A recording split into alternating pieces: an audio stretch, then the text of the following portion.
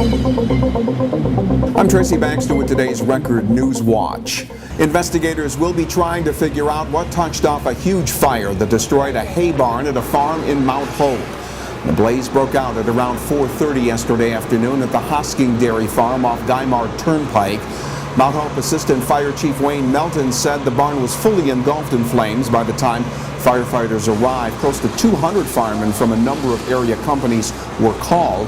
According to one report, farm workers were loading hay in the barn when they smelled smoke. The structure then ignited. While the hay and the building were lost, there were no injuries to people or livestock. Firemen were able to keep the blaze from spreading to the farm's nearby silo and outbuildings. The 7-member Orange County Local Development Corporation met today. It is the independent board that was formed to find a buyer for the county-owned Valley View Nursing Home.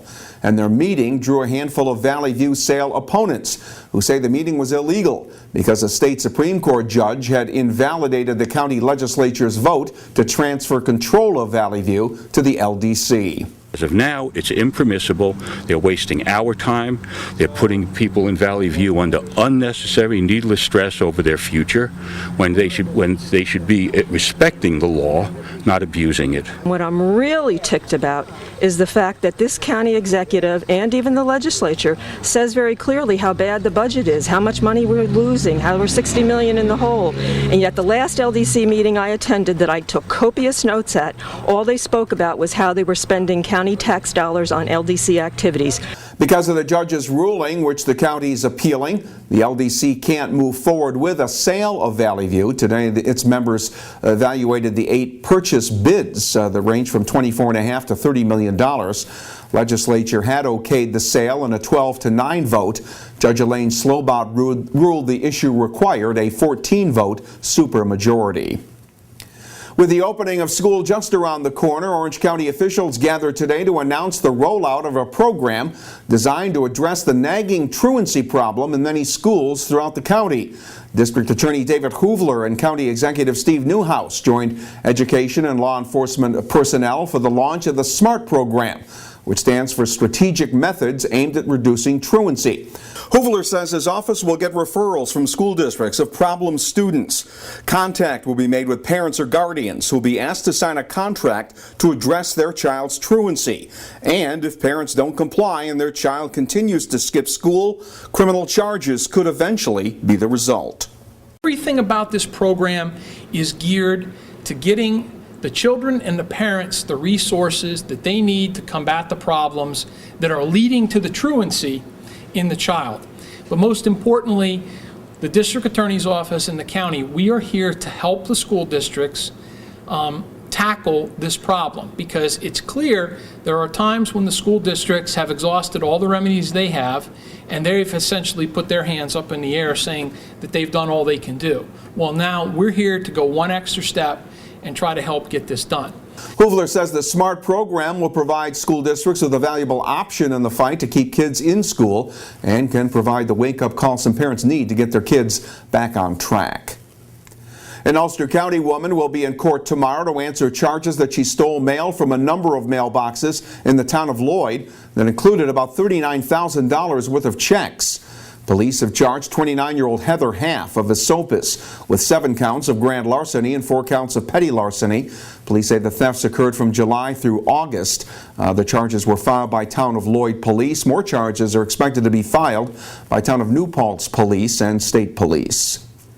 Drivers in one section of the city of Newburgh had that sinking feeling today. That's if they tried to drive down Johnston Street between Campbell and First Streets. Because a sewer line in the area collapsed, creating a sizable sinkhole in the street. That section of Johnston is expected to be closed for the rest of the week. Private driveways will remain accessible to local traffic. Town of Blooming Grove police say it began as a drunk driving incident early Monday morning. Officers say Robert Tansey was driving drunk when his car collided with a parked vehicle on Dwelk Avenue. When the 23-year-old South Blooming Grove man continued on his way in a badly damaged car, the owner of the parked vehicle caught up to him and Tansey agreed to return to the accident scene. But when officers arrived, they say Tansey ran off, and when confronted, he assaulted an officer and had to be tasered. Tanzi's been charged with attempted assault, resisting arrest, driving while intoxicated, and leaving the scene of an accident. Elsewhere, 2 Newburgh women face grand larceny charges after police say they walked out of the town of Monroe Target store with more than $2,000 worth of electronics that they didn't pay for. According to police, 45-year-old Juanita Campbell and 47-year-old Annie Oates had loaded up a shopping cart with GPS devices and other electronics. They were apprehended in the parking lot. State police say this was not the women's first unlawful visit to that Monroe Target. A check of video surveillance indicated the pair had committed a similar crime back on August 5th, according to police, when about $1,700 worth of merchandise was stolen. State Attorney General Eric Schneiderman says his office has reached a settlement with Town of Ulster auto dealer Prestige Toyota, which has agreed to pay refunds and a fine for charging customers a bogus processing fee. Schneiderman says Prestige would tack on the $650 fee at the end of customers' car leases. Prestige Toyota will pay more than $17,000 in restitution to 27 customers and pay $10,000 in penalties. Schneiderman says if more customers come forward with proof that they've been charged the illegal fee, they will also be entitled to refunds. And Governor Andrew Cuomo signed a state law that encourages veterans to go back to school, and it makes it easier for the families of service members who relocate to the state. The law will give veterans in-state tuition at state universities and colleges, even if they wouldn't otherwise qualify. Law also allows military spouses to automatically transfer a real estate, cosmetology, or other professional license from another state. Looks like we'll enjoy one more day of nice late summer weather before clouds and the threat of rain move in. It'll be mostly sunny again tomorrow with the highs Wednesday up around 85 degrees. Thursday will be cloudy with a chance of showers. Temperatures Thursday will be at or near 80 degrees. Well, stay informed by starting your day with the Times Herald Record and stay connected to breaking news all day long right here at Record Online. For Record Newswatch, I'm Tracy Baxter.